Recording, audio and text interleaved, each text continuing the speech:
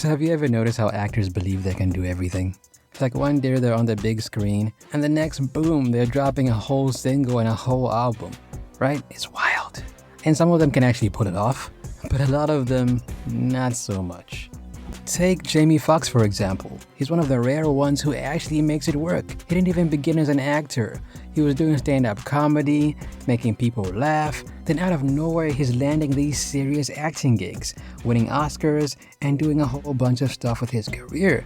Behind the scenes, he's always had a love for music. I mean, he dropped an album in 1994 called Peep This. I've never heard of it, I've never listened to it. It didn't really go anywhere, but he didn't let that stop him.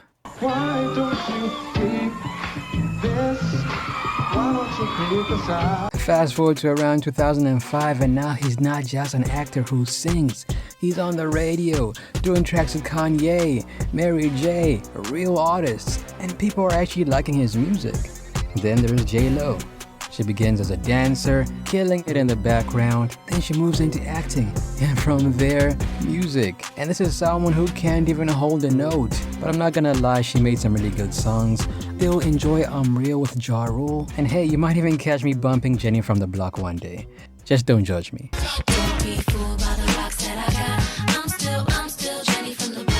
Now these are just a couple of success stories, but there are many far more cringier ones. And those are the ones we're going to be talking about today. Starting with Jada Pinkett Smith. So we all know Jada Pinkett Smith today, mostly from the headlines, entanglements, red table talk, the whole whirlwind of drama. But way before all of that, before she became a trending topic every other week, Jada had a completely different dream. A loud, headbanging, metal screaming dream.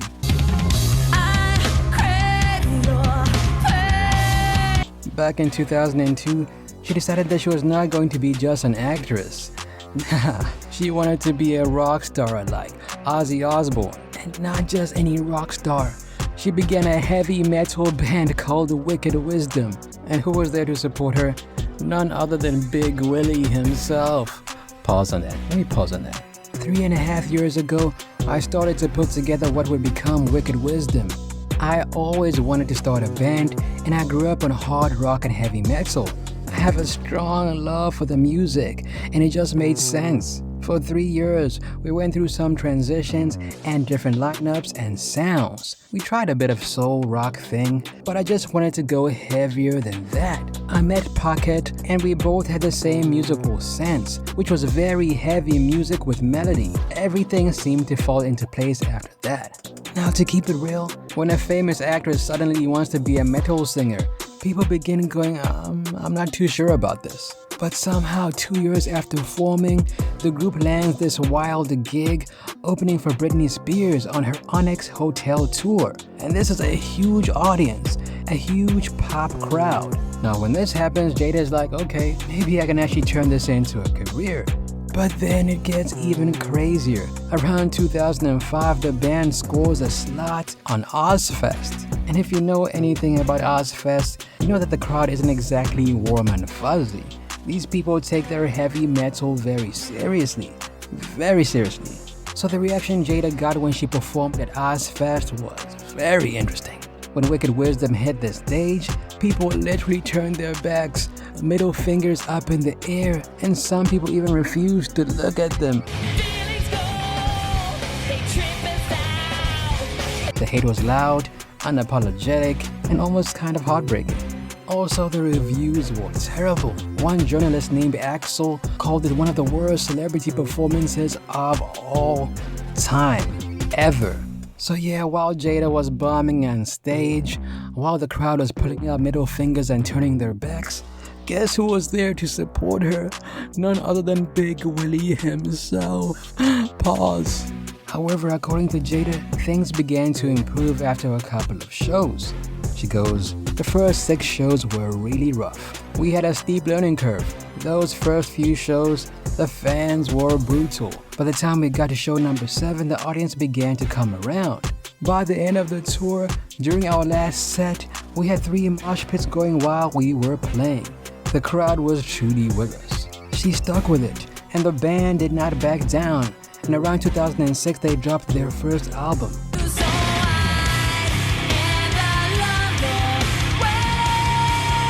Now, while most people in Jada's position might get a ghostwriter or something to write her songs, Jada chose to write her songs herself. And you could actually tell, and I'm not trying to be funny, but they were deep, personal, and you could tell that she wrote them. You could clearly tell that she was not just doing this for fun. This was something real for her, and she was truly trying to become a real rock star.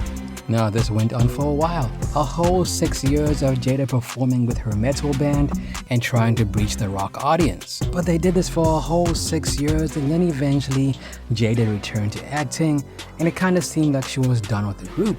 But then out of nowhere around 2012, they eventually came back together and dropped a second album.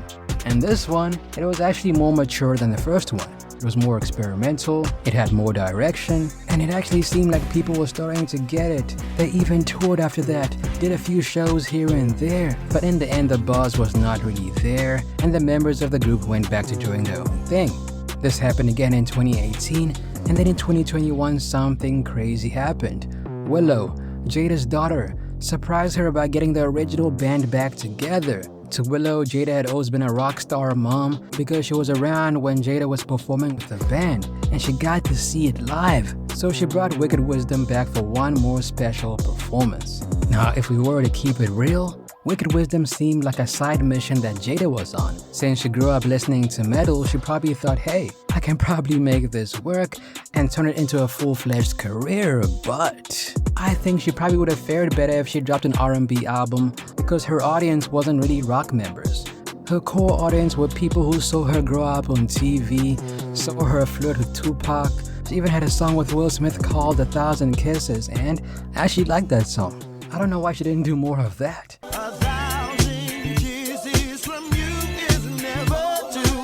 But nevertheless, Wicked Wisdom did their thing, barely, and at least Jada can say, look, I tried to do something, I really wanted to do it, and I put my all into it, and it just didn't work out. That's more than a lot of people can say. Now, another actress with a singing career that bombed is none other than Tatyana Ali. And I'm not gonna lie, I used to have a huge crush on this woman. But anyway, now we all know Ashley Banks from The Fresh Prince of Bel-Air. But there's another side that people didn't really see or get to know, and that's the singer and the performer. Now the thing is, before she even appeared on The Fresh Prince, she had strong dreams of being a music star.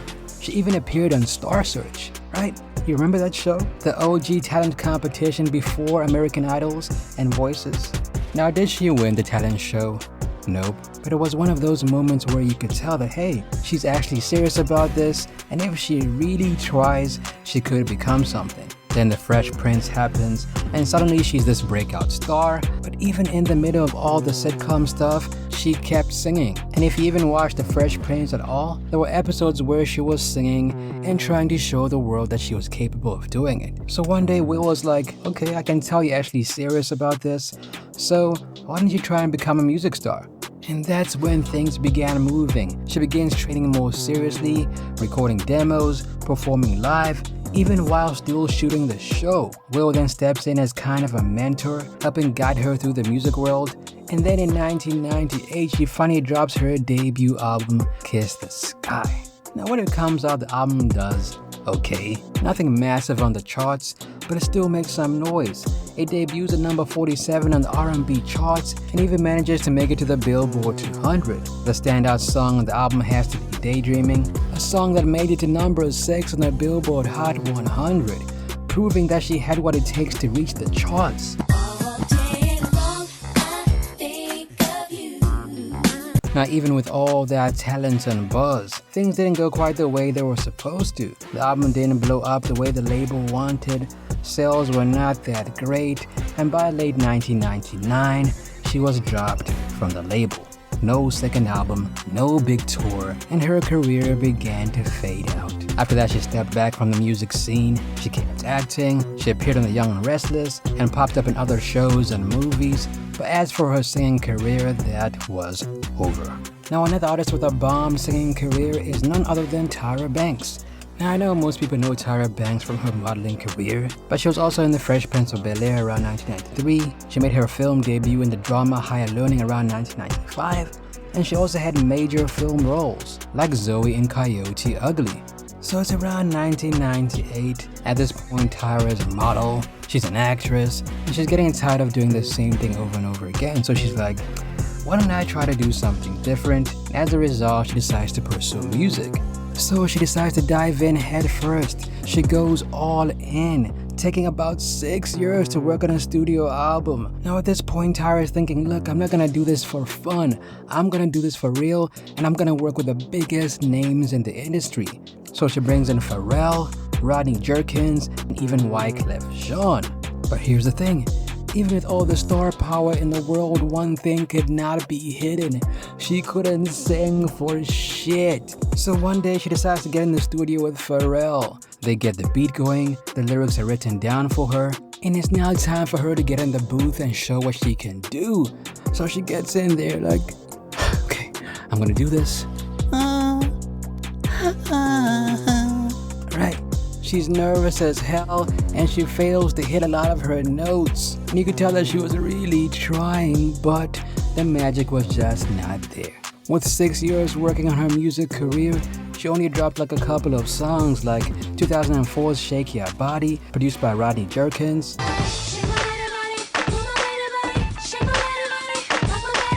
Another song called Be a Star, and she also appeared alongside Kobe Bryant on a song called Kobe.